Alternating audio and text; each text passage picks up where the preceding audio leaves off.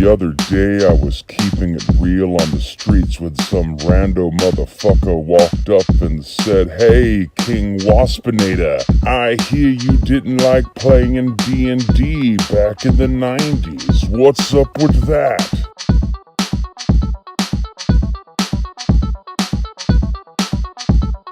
And so I look this motherfucker in the face and I say, "Bitch, don't come stepping up out of place."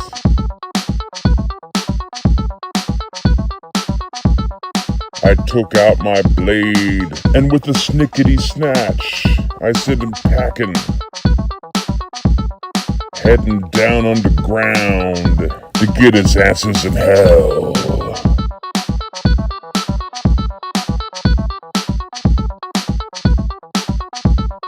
Then after he was dead and I pissed on his grave, I took a moment and thought, you know what? Maybe I should answer this motherfucker's question anyway.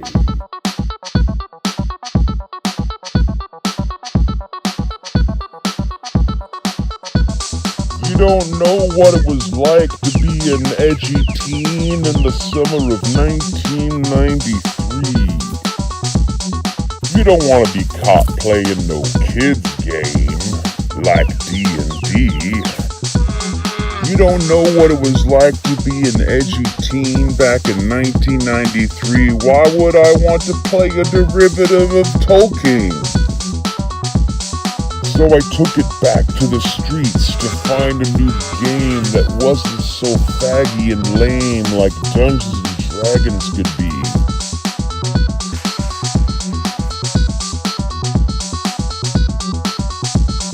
You see, at the time, there was a company from Michigan so sublime named Palladium. They made TMNT and Riffs, Ninjas and Super Spies, Heroes Unlimited, and the Palladium Fantasy RPG. And by playing Riffs so much, I learned how to rap by combining line walkers and glitter boys and crap. But the addiction was hard to resist, and so I went down to B. Dalton Books at the mall to see what I could find.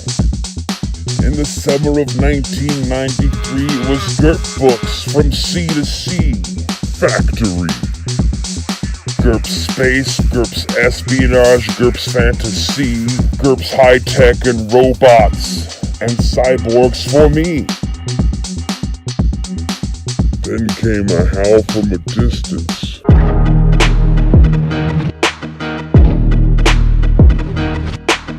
Mark Ryan Hagen's games were filled with persistence.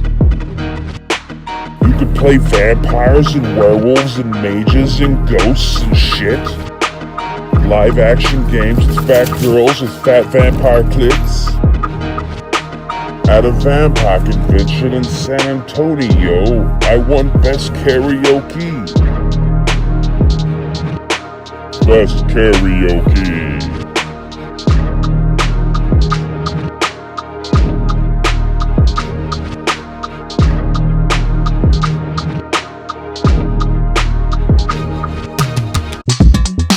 Took a dump on Cyberpunk, then went to a competition for MTG.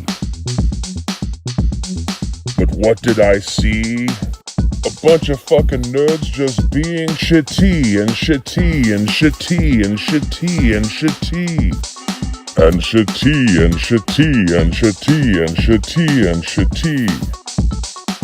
So I was like, fuck this, these motherfuckers gonna ruin my street cred. I don't care if one day they're gonna make Cyberpunk red.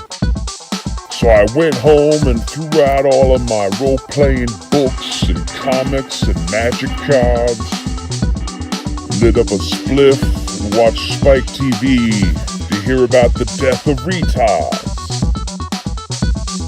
But finally, slowly but surely, I remembered the things that I used to like. Working night shift at 7-Eleven, I'd get home in the morning and there'd be nothing else to watch except Star Trek on Spike.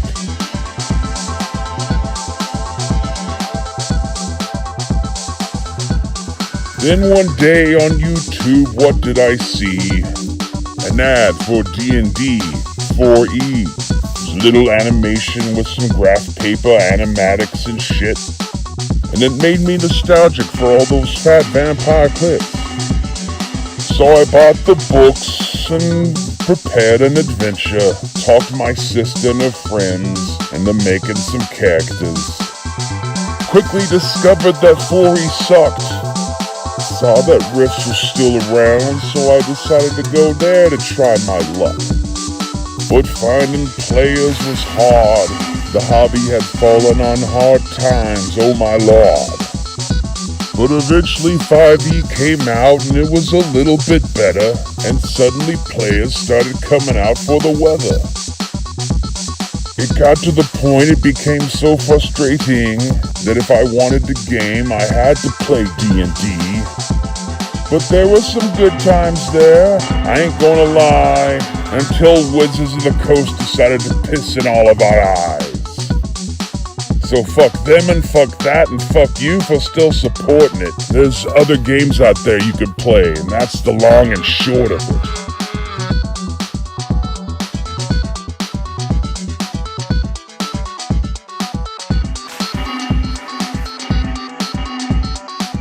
Keeping it real on the streets.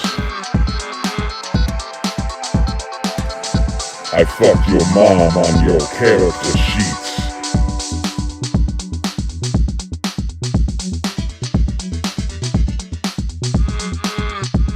Stop being a cuck. Stop being a cuck and tell D&D they can go get fucked. Stop being a cuck. Stop being a cuck and tell D&D that they can go get fucked. Dragonlands, Forgotten Realms, Dark Sun, Birthright, Mystara. Dragonlands, Forgotten Realms, Birthright, Dark Sun, Mystara. Dragonlance and Forgotten Realms and Dark Sun and Birthright. Mystara!